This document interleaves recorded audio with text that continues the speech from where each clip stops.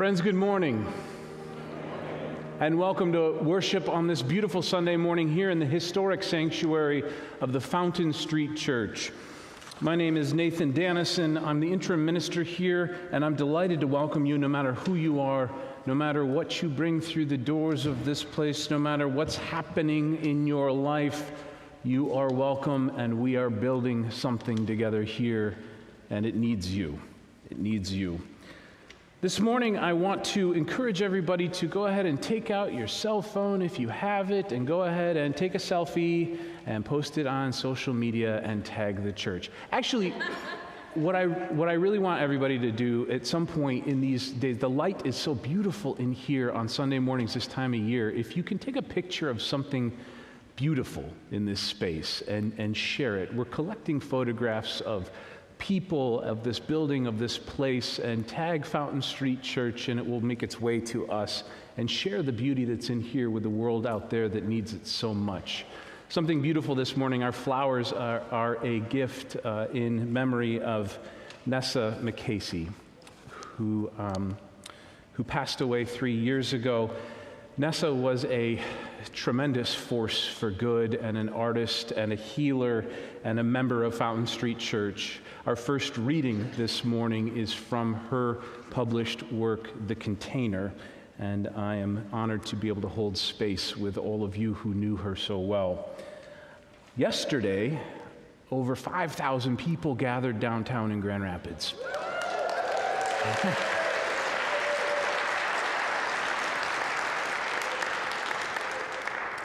People gathered together to protest the ongoing injustices that are taking place here in America, driven by the current government and administration. They joined their voices to millions of other Americans who took to the streets yesterday, April 5th. I understand that protests happened in 1,300 American towns and cities.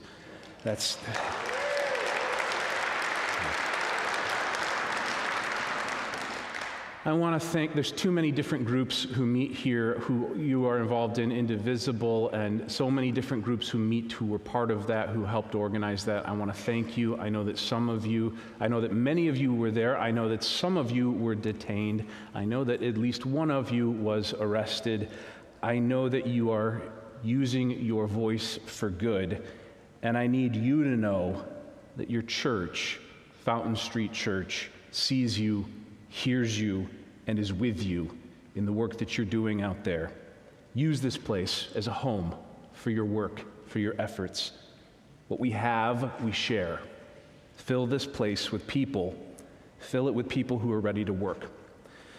That's what it's for. That's what it was built to do. That's what it's done for over a century. We've got classrooms, we've got kitchens, we've got offices, we have places for having conversations, large and small. It's here for you. We know also that people are disappearing. We know some of the names of students and others that have been taken by ICE: Mahmoud Khalil, Rumeysa Ozturk, Alireza Daroudi, others who have been taken whose names we do not know, but we will speak them, and we will remember them, and we will work for them. They are not forgotten because there is work to do for them and for all of us. The work takes many forms. We've got a couple of events. We have a ton of events coming up.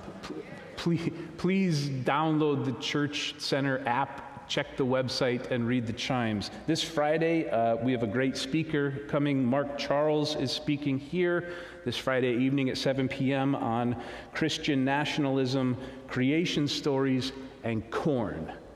That is going to be amazing. He will be here to answer questions as well. Mark Charles is the son of an American woman of Dutch heritage and a Navajo man. He teaches about the complexities of American history regarding race, culture, and Christendom in order to, quote, help forge a path of healing and reconciliation for the nation. That's this Friday at 7 p.m. And then next Sunday is Palm Sunday. It's also a celebration of the musical life of this church. We will have different choirs performing and different music shared, and a foretaste of the oratorio program that is coming up, the annual memorial concert that'll be on May 3rd. that is still seeking sponsorships and donations for the oratorio. That is going to be a massive presentation of Mozart's Requiem, as well as the 7 last words of the Unarmed and other pieces of music for this time and for this day. Again, so next week is Palm Sunday. Then the weekend after that is what's the big dance? It's Easter. Good Friday is going to be held at Park Church. There's a noon service across the park. Holy Saturday, we will have a a worship and meditation service in here on the Saturday before Easter at 7 p.m. That is going to feature an a cappella choral ensemble and 7 cellos performing Greg Shear's composition, The Shadows. And then Easter Sunday. A couple of things I want to put on your radar pretty far out into not that far out into the future. We will have a blessing of the animals. What is it, like 82 people have asked me about this. I did not know that it was that important, but we will do it. Let's do it on April 22nd, the Sunday following Easter, okay? We will have a blessing of the animals, and more information will come. And then, of course, we're having a couple of community events at the end of April. Is going to be we are having a Makers Fair on the last Sunday in April and the first Sunday in May. An opportunity to purchase artwork and other handmade items here at the church. We're still recruiting artists. If you're an artist, a creator, a maker of the word, the image, the kitchen, the wood shop, whatever you do, consider joining your talents to that event, the Made by You event, and then the celebration Balancing the Divine Feminine, which is an expo and a conference that'll be happening May 10th here at the church as well. There's more information in your bulletin. All of this is a work of peace that we carry out together. This is the work that we do Monday through Saturday, the work of healing and the work of rebuilding. It's hard, but it is worthwhile, and it needs all of you, and it needs our peace. Before we continue our worship service, I'm going to offer a word of peace and encourage you to return it if you wish, and then offer words of peace to one another as well. Friends, may peace be with you. Let's greet one another with words of peace and hope.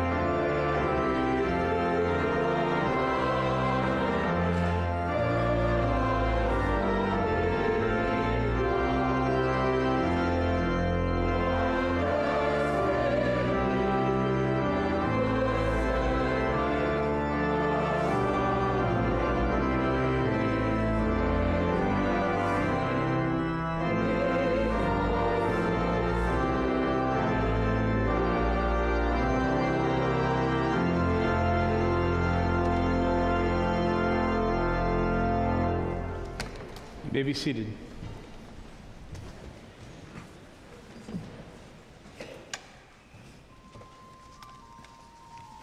In this morning's responsive reading, Nessa asks an important question about whether we and our broken selves can help to heal the world. If you will, please join me in this responsive reading and join in attempting to heal the world.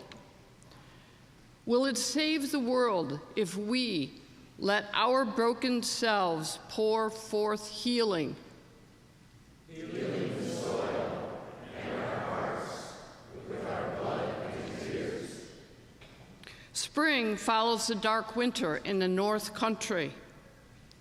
As the world turns to its own healing from centuries of humans overwhelming it, we can honor it by doing the same. Then, peace to all readers as we grieve our issues and heal one and all. Inch by inch. Tear by tear. Word by word. Day into new day. May it be so.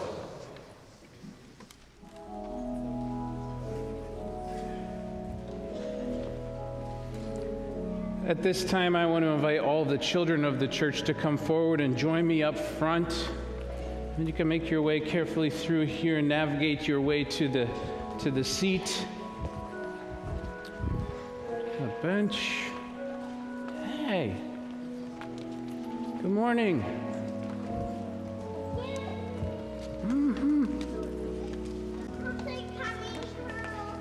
Oh, happy birthday. That's great. Good morning. Hi. Good morning. How are you all doing? Good.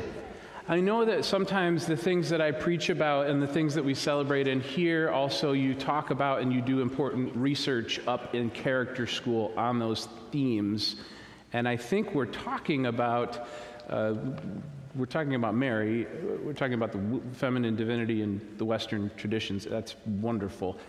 How many of you have ever heard the word cathedral? Cathedral? No? A little bit? Yeah, some people cathedral. Yeah, a cathedral is like a really fancy church. It's kind of a big deal. I mean, some people have called this the People's Cathedral, which I like. It was built for the whole city of Grand Rapids to be able to have some space where they could gather.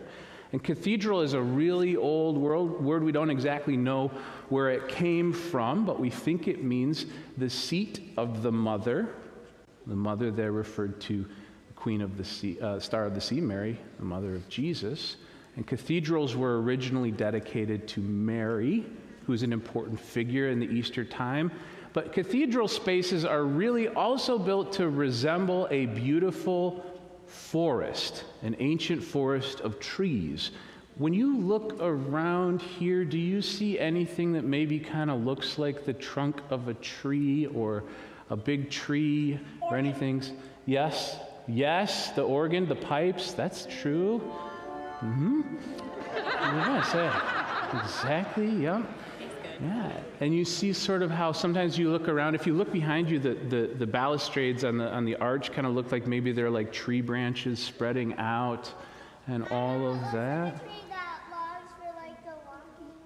That's right, exactly. And you may even notice if you look up high, you can see leaves and branches and growing things. And the light is blinding.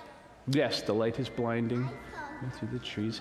There's little animals. If you look at the wood carvings back there, do you see any animals that are bouncing around in the forest back there? I can feel What do you see? birds. Birds? Yeah. There's peacocks. There's rabbits. Yeah. There's ravens. All kind of stuff. So one of the things that we want to think about is green and growing things during the spring season, and we're learning about the way that those have been celebrated in different traditions around the world. And so this week I was wondering if for our blessing we could try to see the forest. Right? See the forest. Okay, go ahead and, it's not a complicated one, but sometimes you miss the forest for the trees, right? All right, let's go ahead and raise a hand or a foot. All right, repeat after me. This week, we will see the forest. All right, you can go ahead and make your way to character school. Good job, thank you.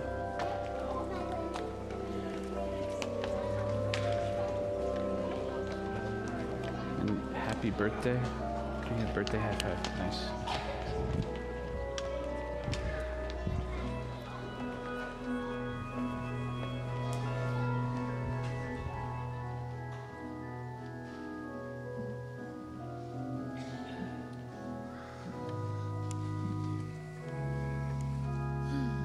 Good morning. Our second reading this morning comes from the ancient Hebrew Psalms, Psalm 148. Praise the Almighty, praise the Exalted from the heavens, praise her on the heights. Praise her, all her angels. Praise her, all her starry warriors. Praise her, sun and moon. Praise her, all you stars of light. Praise her, you highest heavens, and you waters above the heavens. Praise the Creator from all the earth, sea monsters and all watery deeps, fire and hail, snow and frost, swirling wind fulfilling her word. Mountain and hills, fruit trees and cedars. Animals wild and tame, creeping things and winged birds. Queens and kings of the earth and all peoples.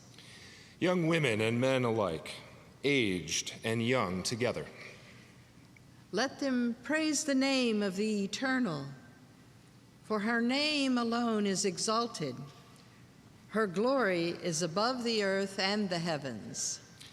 She has raised up a horn for her people, praised for all her faithful. For the daughters and sons of Israel who are close to her, praise the Almighty.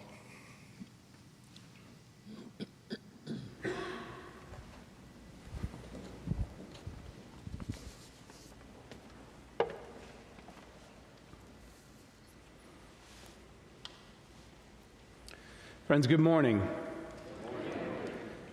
We have a lot of ground to cover this morning. I'm going to try to bring you into relationship with Mary Magdalene. And I have to do this because she is the focus of my Easter sermon in 2 weeks. This week we will speak of her with reverence. Next Sunday we're going to set the stage for the revolutionary events that conspire in the week leading up to the trial and execution of Jesus. And then in 3 weeks, we'll be following her then at Easter specifically, in 2 weeks, we'll be following her in the garden the morning of the resurrection. So Mary Magdalene is going to become an important part of this story in the next 2 weeks. So all of this is an effort to restore half the sky.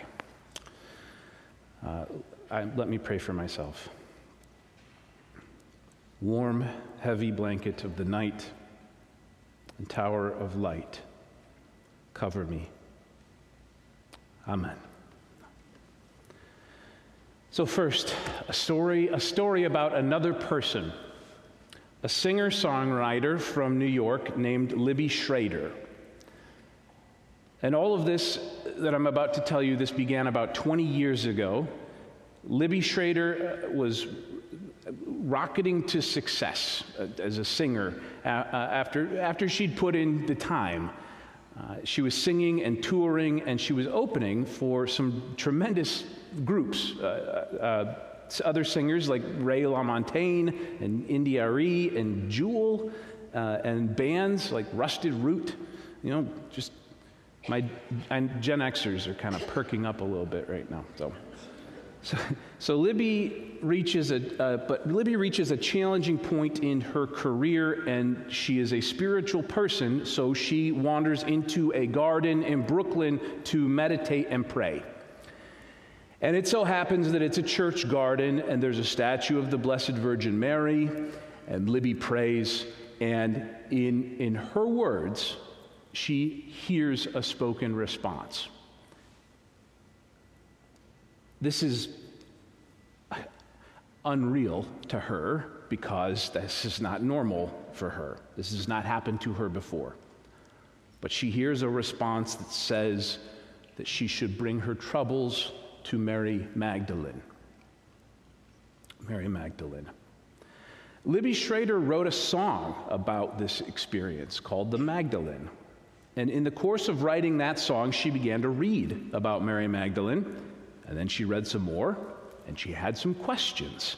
And the books she was reading couldn't answer the questions, so she enrolled in a graduate school program at the Episcopal General Theological Seminary in New York. And then she earned a master's degree. And there were still questions about Mary Magdalene, and so then she found herself pursuing a PhD in early Christianity at Duke University, where she began to finally put some pieces together. And today, the singer-songwriter, Libby Schrader, goes by Elizabeth Schrader Polzer, and she's a professor of New Testament at Villanova University. And her research is, it's groundbreaking. It's changing the world, a small part of the world, but so Dr. Schrader studies very specifically the earliest known manuscripts of the Gospel of John. And she has shown how, in the first 2 or 3 centuries of the Christian tradition, the person of Mary Magdalene, this figure, had been written and then crossed out and then written back in and then split into 2 people and had her name changed to Martha. And the real evidence, the peer-reviewed evidence, is that the role of Mary Magdalene had been altered, obscured, suppressed. Mary had something to say, and it's important, and it may be central to the gospel message itself, and it has been shouted down and drowned out and muffled by centuries of noisy gongs and clanging cymbals. And of course this is reality. Of course it is. Anyone who has ever tried to seriously study the Jesus movement in scholarship can tell you there are things that have been hidden from us and obscured. I know this because I chose my religion. And so I study it the way someone studies a unique and beautiful object that's been given to them, a pearl of great price. It is a fact that well over 99% of human beings who've ever existed follow the same religion as their parents. And even in the United States today, 85% of the people who describe themselves as religious people follow the same religion as their parents. It's handed to them, so sometimes it's not something that really gets studied as you'd study it as an outsider. My story's a little boring because the reality is that my parents, all 3 of them, were very smart people, and it happens I've managed to reach many of the same conclusions that they reached. So maybe I'm not as smart as I think I am. But I chose this practice, and one of the very special things that we can do together at Fountain Street Church, perhaps that can only happen at Fountain Street Church, is that we can teach the children of this village the history and subject and practices of countless religions from all around the world, and teach them also about humanism and the thoughts and words and deeds of atheists and people with no religion from every country. This is a precious and good thing that we can do, because any spiritual discipline that's worth its salt ought to be able to stand up to the scrutiny of a 12-year-old, I think. It came to pass that I have studied a lot of these things, and I have noticed that there is something obviously missing. Christianity is blind in one eye. It's like reading a book where half the pages have been carefully cut out from the binding. There's a lacuna. a blind spot that exists where something obviously sacred and powerful and intrinsically feminine was removed from the rest of the picture. I think that Christianity intentionally blinded itself with the crude implements of clericalism and patriarchy at some point in the 12th century, at least. It amputated the feminine aspect of God and the body of Christ. The theologian Matthew Fox, he's a former Catholic priest, now an Episcopal theologian, has done a tremendous amount of work in helping uncover the sources of this injury as well. Reverend Matthew Fox was expelled from the Catholic Church for doing this work. He was expelled from the Dominican order, but under orders by then Cardinal Joseph Ratzinger, also known today as Pope Benedict XVI. Matthew Fox was fully kicked out in 1993, and I'd prefer you listen to his explanation directly, because in that same year, in 1993, he gave a lecture series here at Fountain Street Church about this stuff. And you can listen to it. It's on your you have an archive podcast called Voices from the Archives. I think Cale Clements recently just posted the Matthew Fox lectures. Okay, this wound, this loss, this blind spot, it's hard to diagnose because most of this cynical removal, this censorship happened before the invention of the printing press. So we have a few sparse writings that survived the fires of the inquisitors and theologians and preachers and men who came after, book burners. We can peer into the 12th and 13th century and find the remnants of the light that they've tried to extinguish, and there's something there.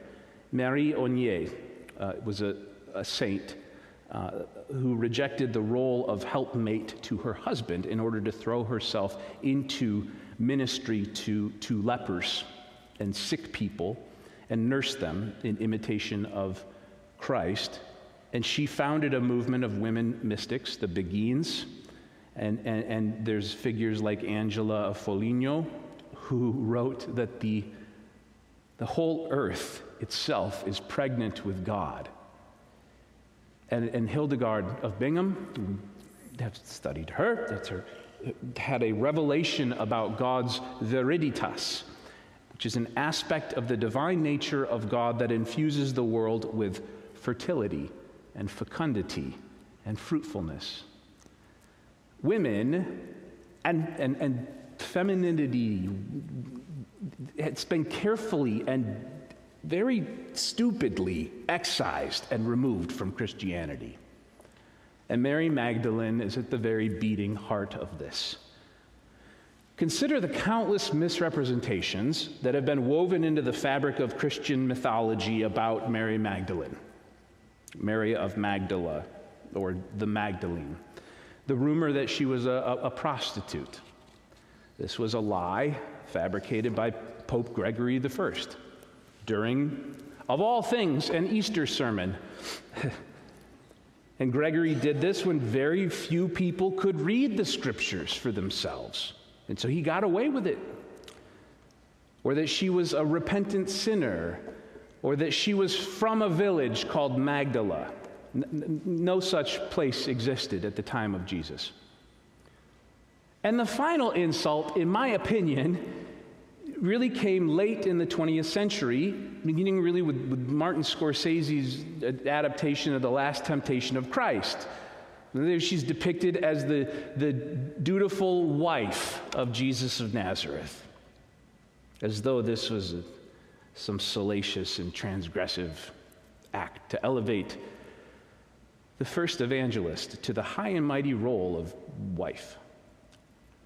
Then Dan Brown comes along, ever the eager capitalist, and he etches this nonsense into people's minds in this novel's a mystery thriller, The Da Vinci Code.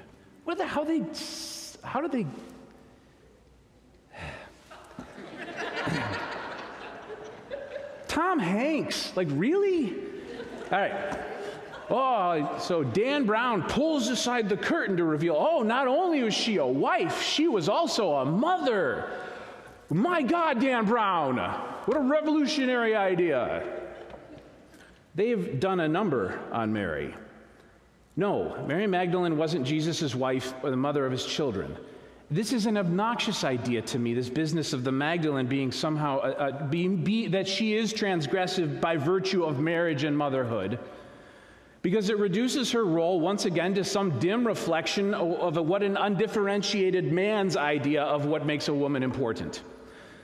And also Jesus was gay.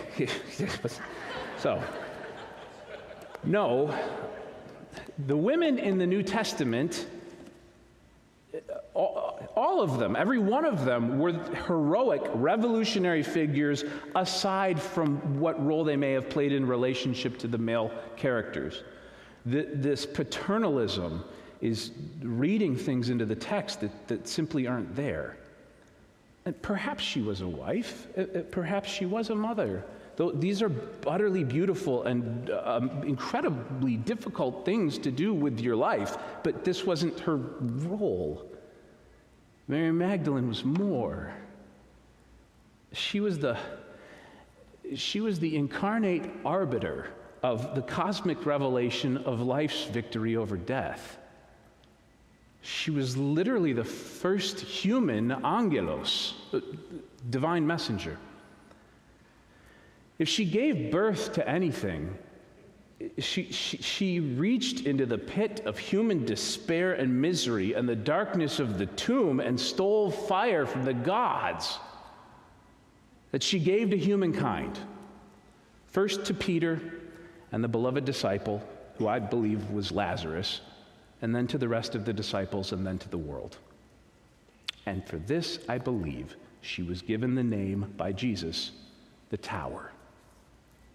The Tower. Throughout the Gospels, Jesus frequently gives Greek names to his followers. They're names that are a combination of Greek and Aramaic. Now, remember that Jesus spoke Aramaic and probably Hebrew, and the Gospels were written in Greek later, and then translated even later by St. Jerome into Latin before they got to whatever form of English we're using. The holy names, these names that are given to people, may have been like mnemonic devices that were used by the earliest followers of the movement in a time before the Gospels were ever written down. But there's something special and holy going on in the Gospels and really throughout the entire Bible regarding people's names and changes that happen with names. Well, there's the given name, and then there is some revelation or prophecy or something, some word of truth, and another name is given when the name is changed. And this is closely related to an overarching theme, say a meta-narrative of the entire Bible, which is the liberating idea that we're not bound to those we love by ties of blood, but by adoption. And likewise, we are not bound to some God by virtue of the family or nation or culture that we're born into, but we are liberated from these biological determinants so that we can fall in love with the Holy Spirit and find our own way. Breathe in God and breathe with God and learn our own name, perhaps for the first time. This is something that many of my transgender friends and family members understand at a cellular level. So in the specific case of Jesus and the disciples, Thomas becomes Didymus, and James and John are Boanerges, and Simon becomes Peter, or Petrus, the rock, and Mary, called the Magdalene, as the Bible has it, Mary, called the Tower.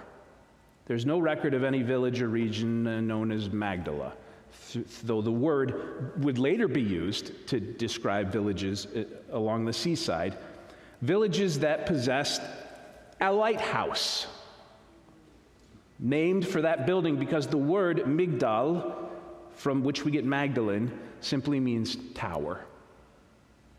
Mary, who was called Tower, like a lighthouse, like a great tower, filled with bells of holy liberation ringing out over a city. I saw Mary Magdalene the first time I walked toward your church from the parking lot across the street, surrounded as she was by this cruciform scaffolding, resting for just a moment, to get her voice back. And I saw then all around me the faces of Jesus Christ and the people here, inside and outside, and the people coming through the doors and sleeping in the benches and on the hallways in the neighborhood.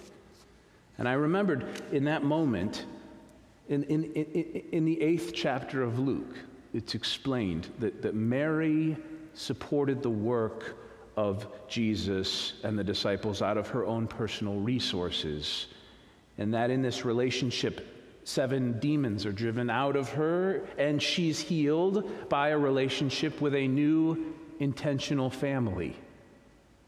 And I remembered the role she's given in the Gnostic Gospels, the Pistis Sophia, these other holy texts that were cut from the canon by councils of men, her ministry. How she was the sister of Lazarus, the beloved disciple, who through his covenant with Jesus becomes the son and caretaker of Jesus' own mother. And so then Mary the Tower is adopted into Jesus' family. And Peter's jealousy of Mary, again, so great must have been her leadership in the years following the end of Jesus' earthly ministry. If this is the truth, as Jesus says, it will liberate you and set us free if we know it. And so God, I have to step over into the impossible and into the mystical and into the possibility of some time outside of time. That say that if there is a world that exists just beneath the surface of this world, then the truth can't be suppressed forever. It can't. Another promise, this one spoken directly to the disciples, to Mary herself. Everything that is hidden will be shown, and everything that is secret will be made known. So, the voice of Mary Magdalene, of the women mystics, of the towers and holy spires of the invisible church will cry out from hidden archives in lost libraries. Of course, the voice would say to a single woman, a music maker, a songwriter praying alone in that garden, seek out the tower. Seek out the one that they call the Magdalene.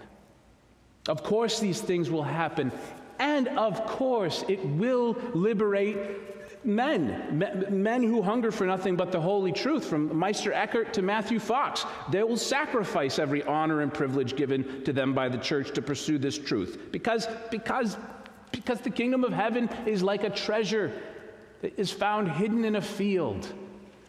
And when a man found it in his joy, he went and sold all that he had to buy that field. There is a Christianity that exists. There is a movement that sees with both eyes open, and that works with hands and feet and heart and mind, and that this is the holy Jerusalem. If you are a person who prays, as I am, do not pray half prayers. Do not seek out a diminished God. Do not pursue, like half measures, a discipline that ignores half the sky and silences half of the harmonies and reduces something eternal and true to something so earthly and mutable and fragile as the male gender. What a loss we have suffered. What a tragedy. I'll go to the garden to pray because I want to hear the voices that have been kept silent out of my hearing.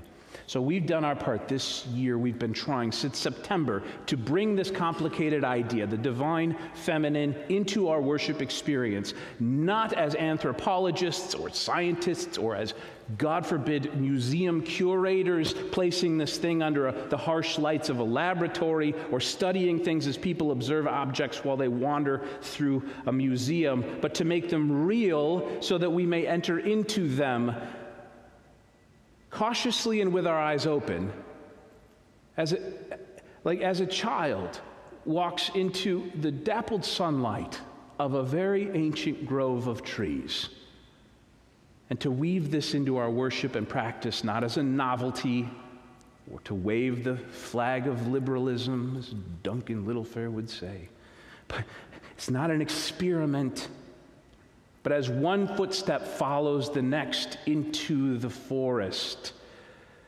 Because these things, these harmonies, these voices, this divine thing that has been kept from us have holy truth in them, and the mists are parting, and the tower is there. It's there. You can almost see it. And it will speak in quiet places, and it will be a woman's voice. The light of half the sky.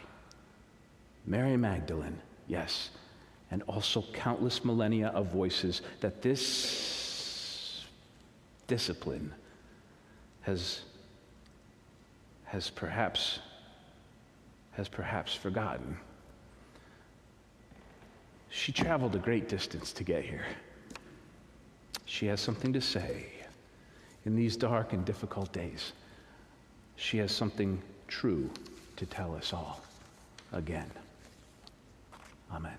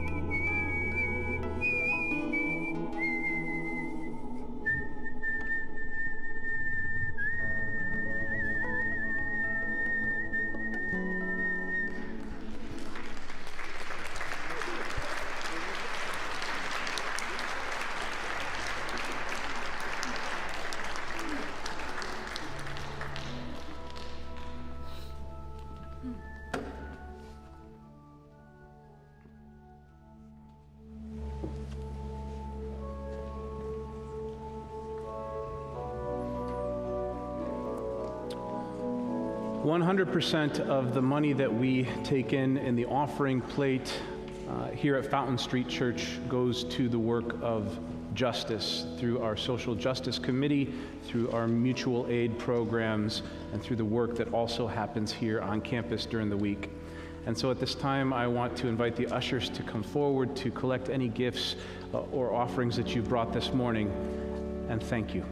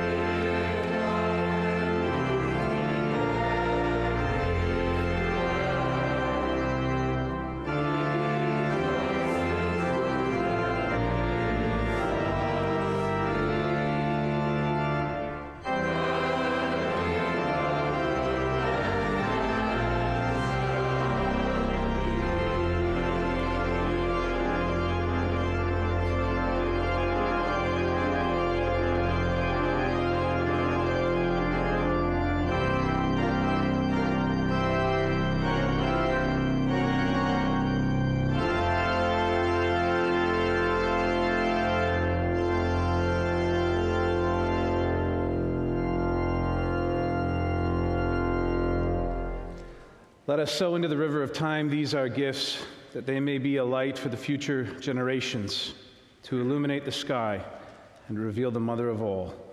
So may it be.